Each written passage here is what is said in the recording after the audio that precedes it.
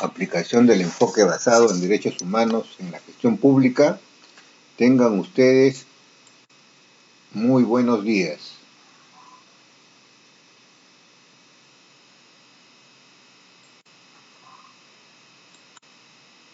El día de hoy trataremos y desarrollaremos la sesión número 6, ampliación progresiva del ámbito de los derechos humanos. Quien les habla es el profesor Dr. Camilo García, y el objetivo de nuestra clase y el logro que debemos alcanzar en la presente sesión es entender cómo se amplía el ámbito de los derechos humanos.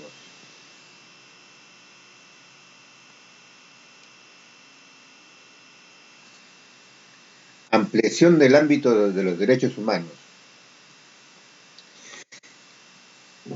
La mayoría de las doctrinas jurídicas, al hablar de ámbito de los derechos humanos, hablan de generación de derechos humanos, que es la más aceptada, son 3 generaciones. Sin embargo, cada nueva generación que se clasifica cronológicamente en relación con las anteriores ha sido progresivamente objeto de críticas, ¿no? Ejemplo, los derechos de la primera generación fueron criticados.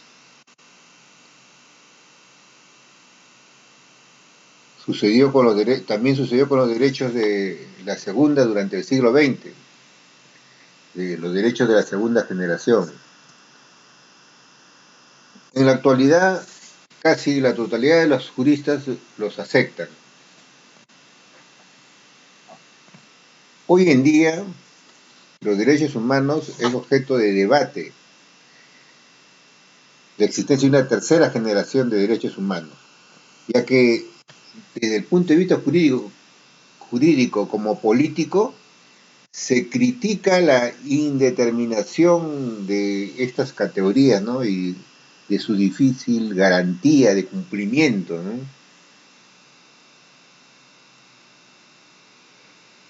Entonces, veremos en qué consisten los derechos humanos de primera generación.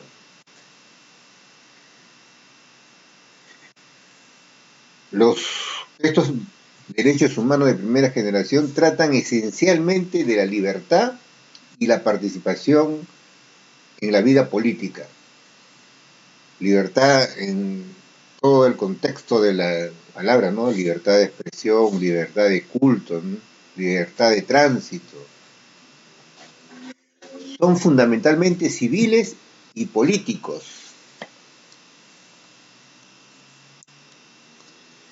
Sirven estos derechos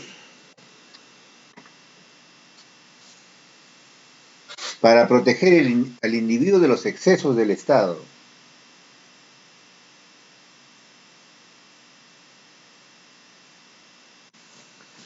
Entonces, los derechos de primera generación incluyen, entre otras cosas, la libertad de expresión,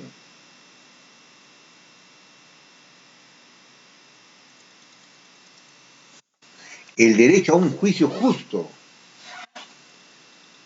Cuando uno comete algún delito, entonces tiene derecho a un juicio justo. La libertad de religión, pueden ser profesar la religión católica, la religión evangélica, la religión musulmana. Hay libertad de religión y la libertad y el derecho al sufragio, ¿no? A poder elegir y ser elegidos.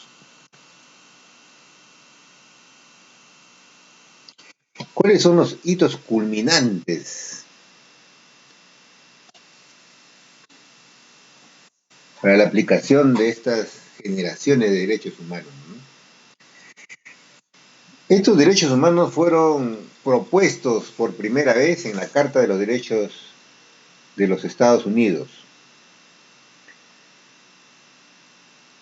Paralelamente, en Francia fueron propuestos por la Declaración de los Derechos del Hombre y del Ciudadano en el siglo XIX, ¿no?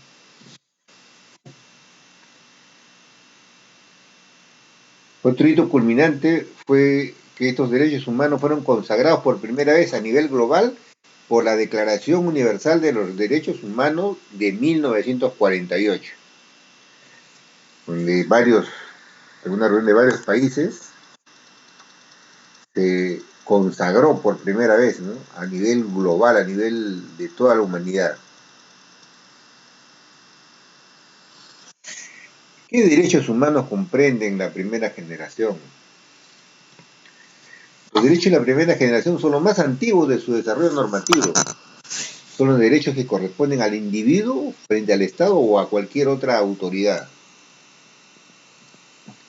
Com comprende las libertades fundamentales y derechos civiles y políticos. Entonces, los derechos humanos de la primera generación comprenden las libertades fundamentales y derechos civiles y políticos, como el derecho a la expresión, ¿no? ¿Y cuáles son estos derechos civiles y políticos?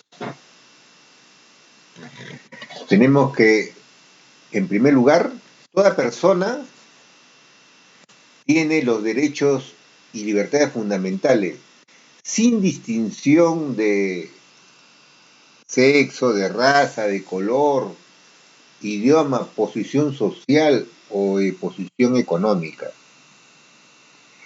También toda persona y todo individuo tiene derecho a la vida, a la libertad y a la seguridad jurídica. Nadie estará sometido a servidumbre o esclavitud. Tampoco nadie será sometido a torturas, ni a penas o tratos crueles, inhumanos o denigrantes, degradantes. Ni se le podrá ocasionar daño físico, psíquico, moral. Las personas no deben ser molestadas en su vida privada, vida familiar o en su domicilio o correspondencia, ¿no? Tampoco sufrir ataques de su honra o su reputación.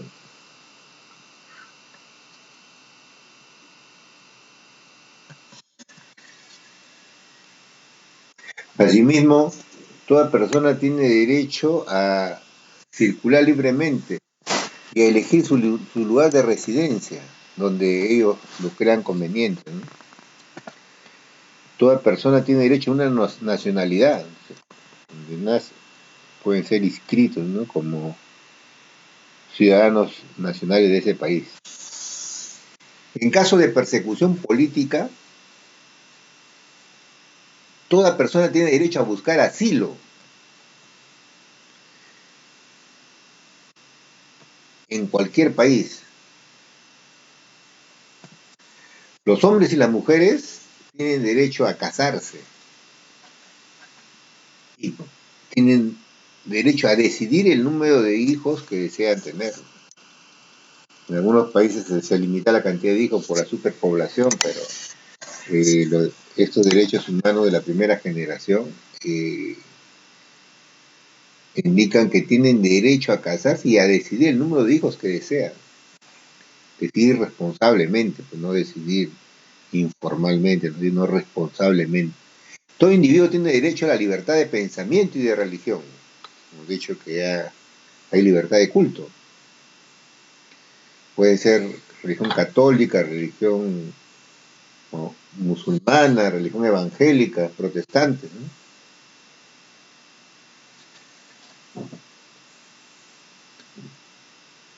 Todo individuo tiene derecho a la libertad de opinión.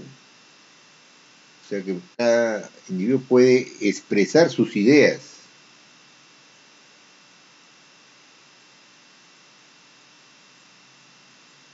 Toda persona tiene derecho a la libertad de reunión y de asociación pacífica. Se pueden reunir, ¿no?, en forma pacífica, ¿no?, sin causar violencia, ¿no?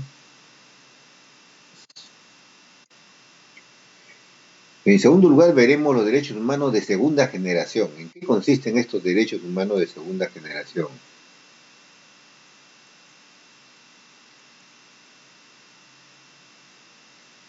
Básicamente los constituyen los derechos sociales, económicos y culturales. Los derechos de la segunda generación buscan reducir la desigualdad real entre las personas. Eso lo los derechos humanos, pero en muchos lugares no se cumplen, ¿no? Entonces ya corresponde a los gobernantes de los países hacer cumplir, ¿no?, esas normas.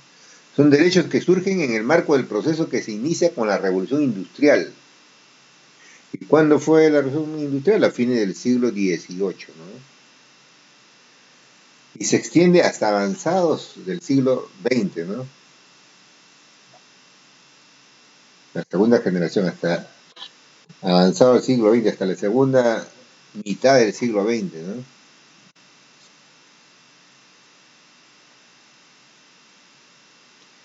México es el primer país que en su constitución establece los derechos de justicia social.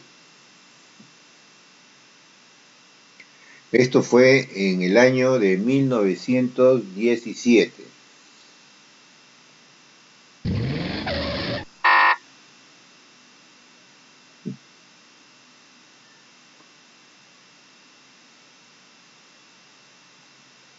Acá vemos también el derecho a la salud, ¿no?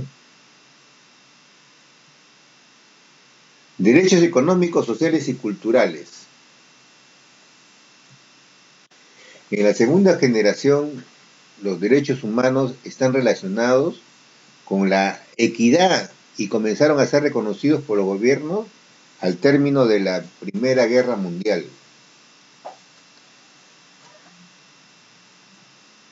En su naturaleza son fundamentalmente sociales, económicos y culturales, dado que aseguran a los diferentes miembros de la ciudadanía igualdad de condiciones y de trato. Incluyen el derecho a ser empleado, derecho a una vivienda, ¿no?, a la educación, y en particular a la salud, así como la seguridad social y las prestaciones por desempleo, ¿no? Seguridad social para que trabaje el ciudadano con mayor tranquilidad, pues no está pensando en caso de estar enfermo o tener sus hijos enfermos, no va a poder trabajar en forma adecuada y no va a rendir lo, lo necesario. Al igual que los derechos de primera generación, también fueron incluidos en la Declaración Universal de los Derechos Humanos en su artículo 22 al 27, sus artículos del 22 al 27. Y además están incorporados en el Pacto Internacional de Derechos Económicos, Sociales y Culturales.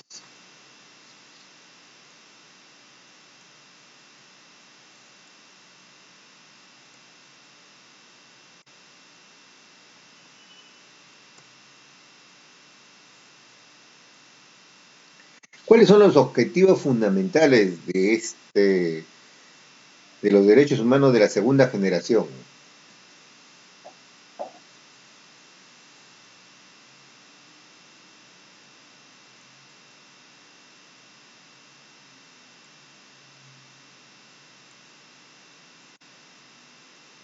Los derechos humanos de la segunda generación, también conocidos como los derechos económicos, sociales y culturales, su objetivo fundamental es garantizar el bienestar económico, el acceso al trabajo y la educación y la cultura. ¿Cómo garantizan? De forma que asegure el desarrollo de los seres humanos y de los pueblos. O sea, ¿para qué garantizan? Para asegurar el desarrollo de los seres humanos y de los pueblos. La razón de ser de los derechos económicos, sociales y culturales se basa en el respeto a la dignidad del ser humano, a su libertad y a la vigencia de la democracia. Y esto solo es posible si existen las condiciones económicas, sociales y culturales que garanticen el desarrollo de estos hombres y esos pueblos, ¿no?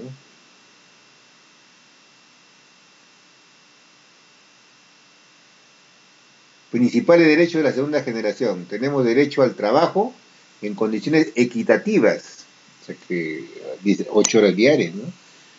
No puede ser mayor y tiene que ser similar para todos, no puede haber beneficios para algunos, ¿no?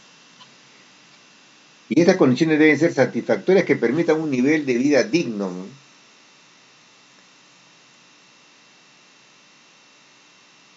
Un salario equitativo por igual tarea,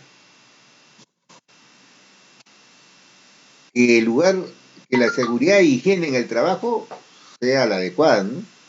También tienen que tener derecho a la huelga, pues, porque es la forma de presentar sus reclamos, ¿no? Exteriorizar sus reclamos cuando no le hacen caso, ¿no?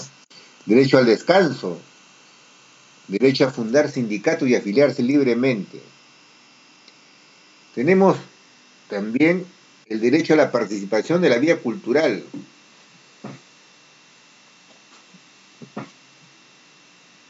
la cultura de los pueblos, ¿no? Y también tienen derecho a gozar de los beneficios del progreso científico. O sea que el progreso científico también es para ellos, hay que aplicar. No puede ser que en la fecha estemos en algunos lugares del Perú todavía para obtener una partida de nacimiento se esté demorando una semana, 15 días, ¿no? Mientras que acá en Lima ya en 15 segundos podemos obtener una partida de nacimiento, ¿no? Entonces tenemos que aplicar el progreso científico, ¿no? Gozar de los beneficios del progreso científico. El derecho a la seguridad social, ¿no? Es la forma de que el trabajador viva más tranquilo, pues, no tenga seguridad social. Actualmente hay muchas personas que trabajan en forma informal y no tienen esa seguridad social. Que la protección de la familia, proteger a su familia, que tenga asegurada también su familia.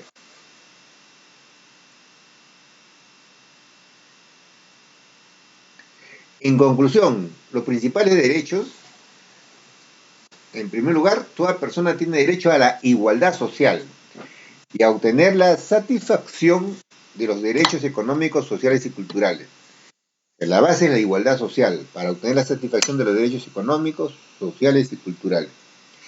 Toda persona tiene derecho al trabajo en condiciones equitativas y satisfactorias, sin beneficios ni prioridades, ¿no? Y toda persona tiene derecho a formar sindicatos, que es la forma de poder elevar sus protestas, ¿no? Para la defensa de sus intereses.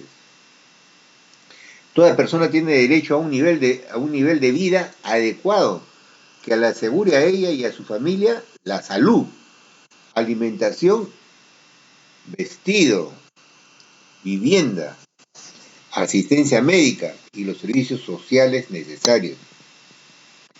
O sea, un nivel de vida adecuado, una persona digna que asegure a esa persona y a su familia salud, alimentación y vestido, que son los elementos necesarios para subsistir, ¿no? Vivienda, asistencia médica, los servicios sociales necesarios. También toda persona tiene derecho a la educación en sus diversas modalidades, educación primaria, educación secundaria, y esto debe ser obligatoria y gratuita. En otros países, en los países desarrollados, eh, la educación pública en muchos aspectos supera a la educación privada, ¿no? Obligaciones del Estado. Cada persona debe generar políticas públicas que tengan el Pacto Internacional de Derechos Económicos, Sociales y Culturales como parámetro, ¿no? O sea que las políticas públicas que genera cada Estado debe tener como parámetro el Pacto Internacional de los Derechos Económicos, Sociales y Culturales. Una violencia a los derechos humanos es aquella que se comete desde el poder público, pero esta violencia puede ser por acción o por omisión. ¿Cuándo es por acción? Aquello que el Estado hizo debiendo no haber hecho. Por ejemplo, ¿qué ejemplo podemos dar esto? Por ejemplo, el contrato de los peajes, ¿no? El- la municipalidad como Estado ha hecho, pero no debió hacer hecho porque eran las condiciones desventajosas, pues, para los ciudadanos. Acá en Lima pagamos más de 5 soles por 10 soles ida y regresada, más de 10 soles. Y los que tienen que pasar dos peajes son 20 soles diarios. Estos derechos pueden exigirse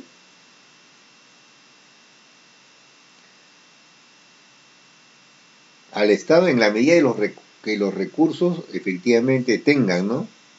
Pero esto no significa que el Estado pueda utilizar como excusa para el incumplimiento de sus obligaciones, sino que el Estado, como Estado, tiene la obligación de gestionar, pues para eso le dan responsabilidad, para eso lo eligen los pueblos, ¿no? Tiene que desarrollar la sinergia para alcanzar los objetivos propuestos, ¿no? Y con la participación de toda la ciudadanía. Tiene que convocar a la ciudadanía, no actuar aisladamente, firmar contratos aisladamente sin que la ciudadanía esté enterada de lo que se va a hacer, ¿no?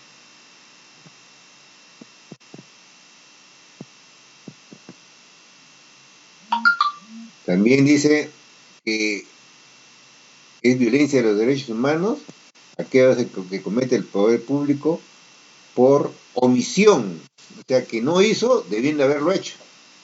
Por ejemplo, para el fenómeno del niño, la descolmatación de los ríos. Entonces, se ha debido hacer porque ya se sabe, pues, se sabe que el fenómeno del niño va a venir, va a causar destrozos, y si no están descolmatados los ríos, o sea, están limpios todos los cauces, entonces se va a desbordar y van a arrasar con todos los sembríos y con todas las chacras, que es el medio de vida de los agricultores, ¿no? Entonces, si no han hecho la descolmatación, es una forma de violencia a los derechos humanos, ¿no? Que se comete del poder público por omisión, que no hizo debiendo haberlo hecho. Estos derechos pueden exigirse al Estado en la medida de que los recursos efectivamente tenga. Pero si no los tiene, no es justificación para que el Estado no los haga, sino para eso fueron elegidos, pues, para que desarrollen su capacidad de gestión, a fin de que se alcancen las metas y los objetivos propuestos para satisfacer las necesidades de los ciudadanos y las necesidades de los pueblos.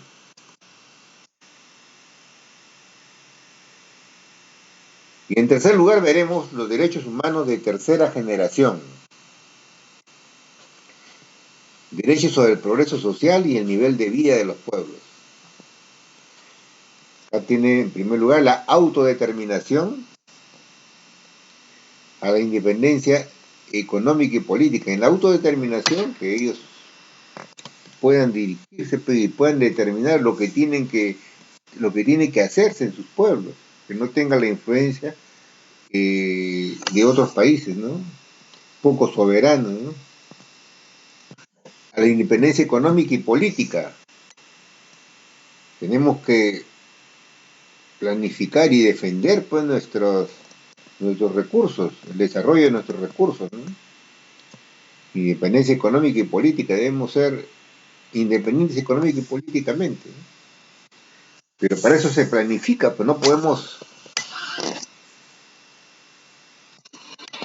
dejar que todas las grandes extensiones de terreno de nuestra costa, de nuestra sierra, de nuestra selva sean comprados por países extranjeros, como que sin da la impresión de que no tuviéramos capital nacional. Y hay capitales nacionales. Entonces hay que dar la oportunidad al capital nacional. Los sembríos, las fábricas, hay mayores beneficios para los extranjeros que para los nacionales. Y también tenemos que aprender a defender lo que tenemos. Defensa nacional no es una tarea de los militares. Defensa nacional es una tarea de todos los peruanos. Tenemos que defender nuestra agricultura, tenemos que defender nuestra pesca, tenemos que defender nuestros minerales, tenemos que defender nuestra agua. El agua del lago Titicaca, el agua de los ríos, quieren derivar a los otros países. Tenemos que defender, ¿ya? Y tenemos que darle valor agregado a nuestras materias primas. No podemos estar vendiendo el gas pudiendo vender energía. O sea, convertir el gas en energía. Darle valor agregado a nuestros productos. No podemos vender nuestros productos agrícolas como materia prima. Debemos darle un valor agregado en conservas, ya darle un mayor valor. Entonces, eso es tiene que ver con la independencia económica y política, ¿no? Eso es el tercer nivel de vida de los pueblos, para el progreso social. Si no defendemos todos nuestros sectores, nuestro turismo, nuestro mar, no defendemos eso, entonces no vamos a progresar socialmente y no vamos a alcanzar un nivel de vida como pueblo, ¿no? A la paz y la coexistencia pacífica. Conforme avanzan la ciencia y la tecnología, ya las armas que se tienen son muy sofisticadas y causan profundos destrozos. Entonces, lo mejor es la paz y la coexistencia pacífica.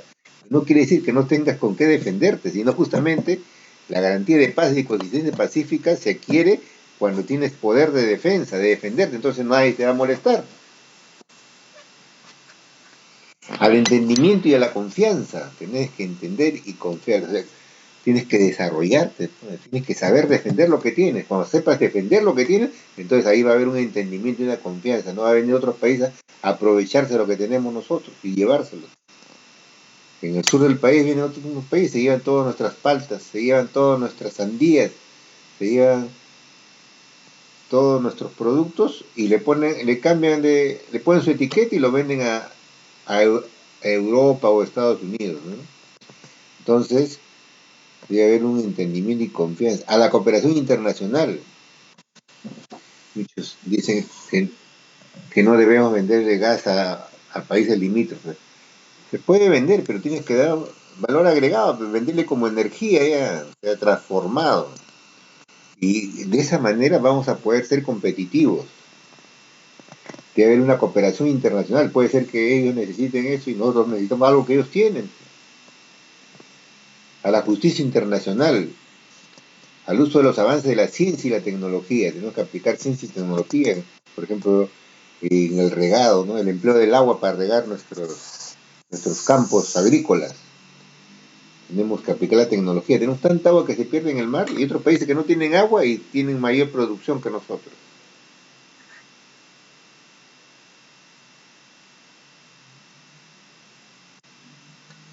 A la solución de los problemas alimenticios y demográficos y educativos. Solución de los problemas alimenticios. Nosotros tenemos una biodiversidad, tenemos 108 microclimas. En el Perú crece de todo, de un 98-99% de lo que necesitamos, ¿no? Entonces tenemos que aprovechar eso que tenemos, pues, tenemos que potenciar nuestra educación agrícola, nuestra educación eh, de productos con valor agregado.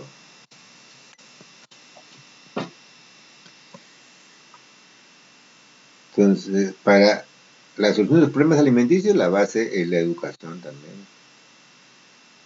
Al medio ambiente sano. Decimos medio ambiente porque ya nos hemos comido la otra mitad del ambiente, porque paramos contaminando el ambiente. No nos interesa porque no nos cuesta contaminar. Nos favorece más bien. Hay muchas empresas que contaminan porque le da ingresos, ¿no? Y no piensan en el futuro, ¿no? En sus hijos y en sus nietos. Al patrimonio común de la humanidad.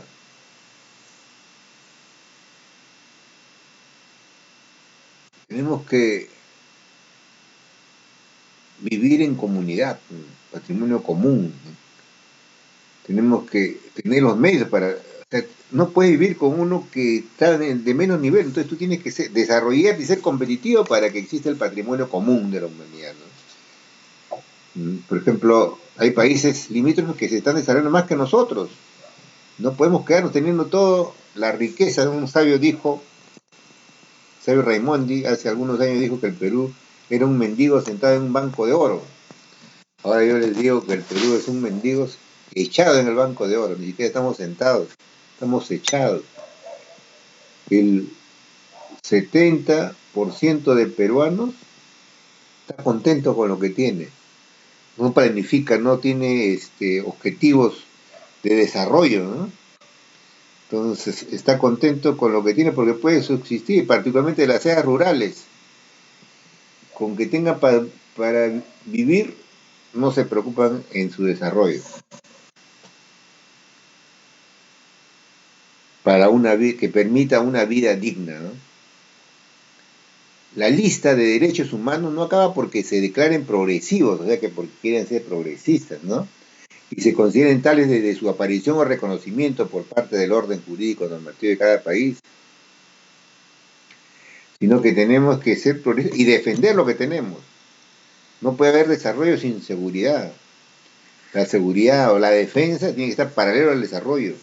Cuando uno tiene una casa con esteras, le pone una cadena y un candado. Pero si la casa ya es de material noble, tiene que ponerle pechapa, cantol. Y si la casa es más sofisticada, tiene aparatos modernos, entonces tendrá que ponerle sensores, circuito eléctrico, electricidad, cámaras de vigilancia. Entonces no puede ir desarrollarse solo el desarrollo, sino tiene que estar de la mano de la defensa, defensa y desarrollo, defensa y seguridad con el desarrollo, ¿no? Eso tenemos que comprender y que la defensa no es tarea de los, como le dije anteriormente, del sector militar, sino desde todos los sectores, y en todos los sectores tenemos que defender. Necesidades y derechos humanos son los medios jurídicos que nos permiten satisfacer nuestras necesidades básicas. ¿Qué necesidades? Aquellas que precisamos colmar para existir y coexistir. Estas necesidades varían según las circunstancias económicas y sociales de cada tiempo. Antes del derecho está la necesidad. ¿Qué necesidad? De vivir, de autodeterminarse personalmente, o sea, derecho a la libertad personal, necesidad de subsistir, derecho a tener cubiertas las necesidades básicas. Y la noción de necesidad es lo que lleva al reconocimiento del derecho.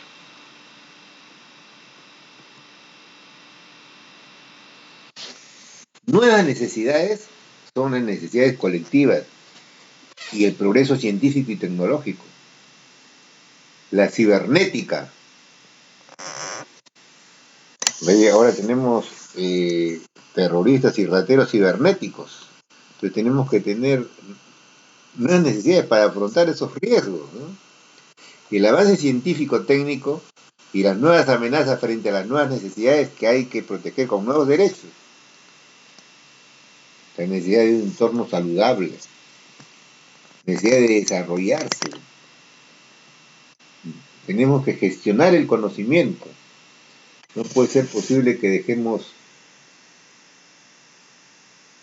que se vayan al olvido personas valiosas con conocimiento, sino gestionamos ese conocimiento, ¿no? Personas que cumplen 30 años de servicio con un bagaje cultural extraordinario, pasan al retiro y lo dejan libre, ¿no? Tiene que ese conocimiento se tiene que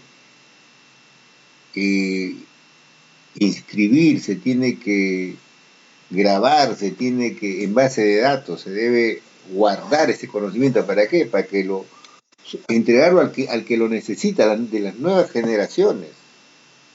No puede ser un conocimiento que pase al olvido porque la persona ya cumplió sus años de servicio, ¿no? Necesidad de paz. Así como avanza la ciencia y la tecnología, también avanzan las nuevas amenazas, ¿no? Necesidades de grupos excluidos. Esos grupos excluidos tienen sus necesidades, las mujeres, los indígenas, la infancia, los pobres. Y la modernidad y la modernidad han tenido nuevos derechos humanos, ¿no? Paradoja, la erosión de los derechos humanos de primera y segunda generación y ahora la lucha por los nuevos derechos, los derechos de la tercera generación. La justicia como conjunto de bienes jurídicos. debe estar tutelado bajo la forma de derechos fundamentales, ¿no? Y esto quiere decir la satisfacción de las necesidades básicas de las personas y de sus grupos con la modernidad, con la posmodernidad, ¿no? Retos actuales de los derechos humanos. Tenemos que tener una concepción amplia de los derechos humanos. Básicamente los derechos humanos son indivisibles, o sea, toda persona no puede tener la mitad de un derecho, ¿no? E interdependientes, dependen unos de otros los derechos humanos. La necesidad de una verdadera concepción universal de los derechos humanos. Tenemos que internalizar en nuestra cultura la concepción universal verdadera de los derechos humanos, ¿no? La globalización de los derechos humanos. Tenemos que ver ahora los problemas globales y las necesidades globales para contrarrestar esos problemas, ¿no? Para ver cómo enfrentar esos problemas. ¿Qué necesitamos para enfrentar esos problemas globales? La mejora de los mecanismos de protección de los derechos humanos, tanto en el nivel nacional como en el nivel internacional.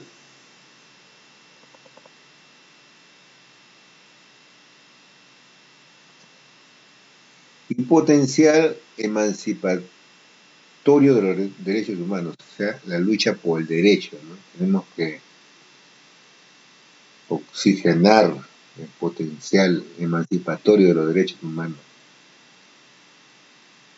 mediante la lucha por el derecho.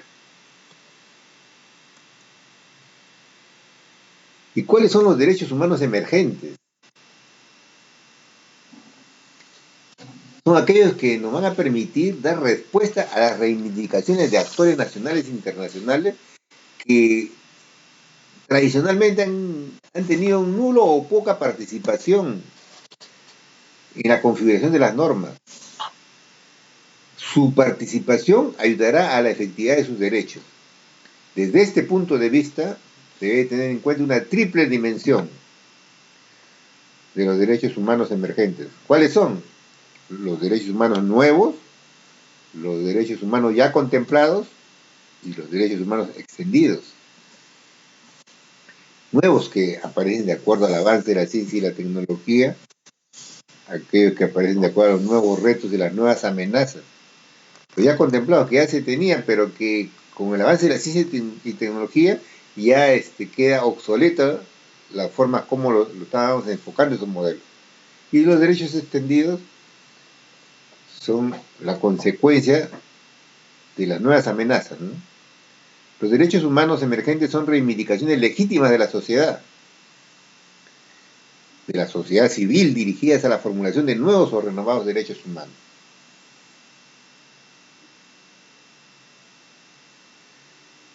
Seguidamente veremos la Declaración Universal de los Derechos Humanos, emergente, que no trata de desaparecer los anteriores, ¿no? La de 1948, sino que la Declaración Universal de los Derechos Humanos Emergentes, DUG, surge de un proceso de diálogo de diversos componentes de la sociedad civil, organizada por el Instituto de Derechos Humanos de Cataluña en el marco del Foro Universal de las Culturas en Barcelona, 2004, que se tituló Derechos Humanos, Necesidades Emergentes y Nuevos Compromisos. Todos estos acuerdos se consolidaron el 2 de noviembre del 2007 en el marco del Fórum de Monterrey, México, donde es aprobado la Declaración Universal de los Derechos Humanos Emergentes.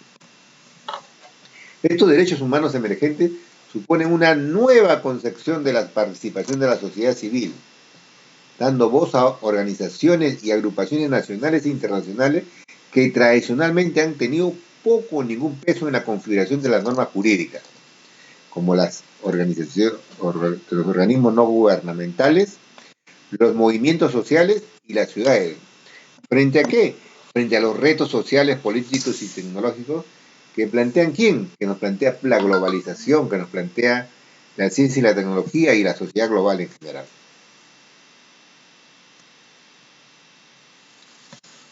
Esta Declaración Universal de los Derechos Humanos emergente no pretende sustituir ni quitar la vigencia de la Declaración Universal de los Derechos Humanos de 1948. ni a los instrumentos nacionales e internacionales de protección de los derechos humanos. Lo que pretende es actualizar, complementar y responder a los retos de la sociedad global y actuar como un complemento desde el punto de vista de la ciudadanía participativa ante las nuevas amenazas que se presentan en el nivel global.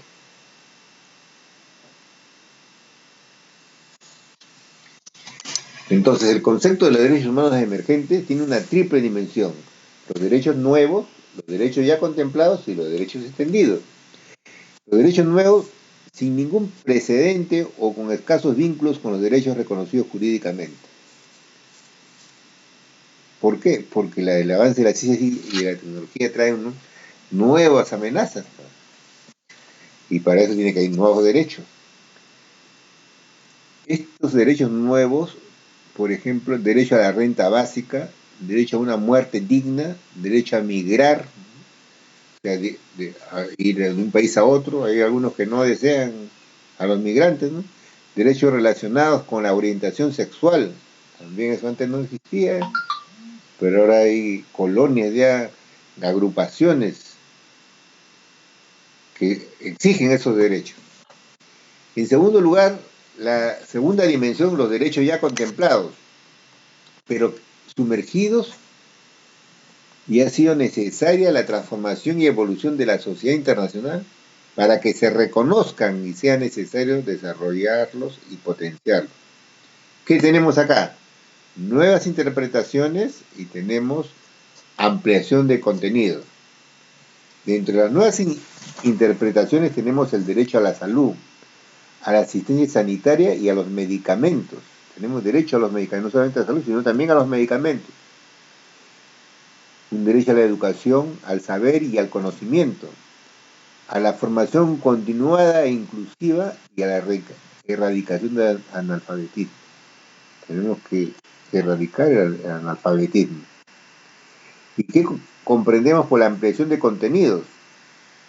Derecho a la seguridad vital, derecho a la interculturalidad, derecho a la tutela de todas las manifestaciones de comunidad familiar, ¿no? Y los derechos extendidos comprende a colectivos que tradicionalmente no han disfrutado de ellos. Derecho al matrimonio del colectivo homosexual, derecho al voto del inmigrante, ¿no? El inmigrante, el que llega de México a Estados Unidos, debe tener derecho al voto ahí donde está radicando actualmente. El matrimonio colectivo homosexual también es de acuerdo a las leyes, tiene sus derechos, se tiene que contemplar, ¿no?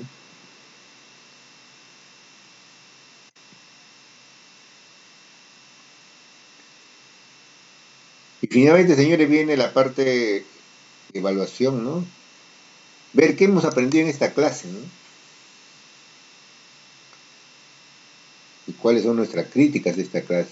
Entonces llegó la hora de dialogar, ¿no?, con su compañero, dialogar con sus amigos, con sus familiares, ¿no?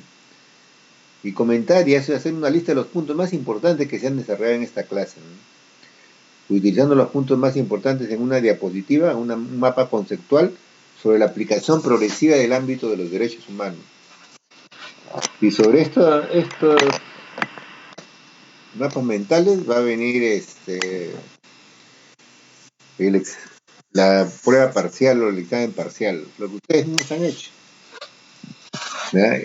Y que ya se han dado en clase y en forma sintética, que es en la 9ª semana, si no me equivoco.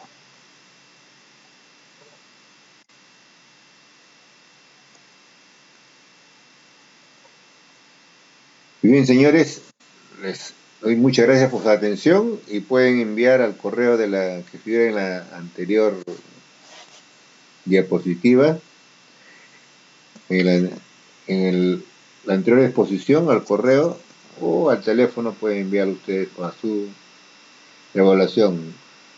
Los días de evaluación que realizo son los sábados y domingos, donde hay un tiempo para evaluar, ¿no? Entonces los días lunes, el próximo lunes está publicado su nota de la evaluación realizada hasta este momento.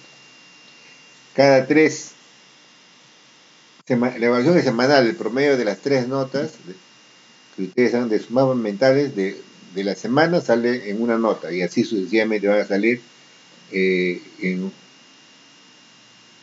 semanalmente su promedio de notas.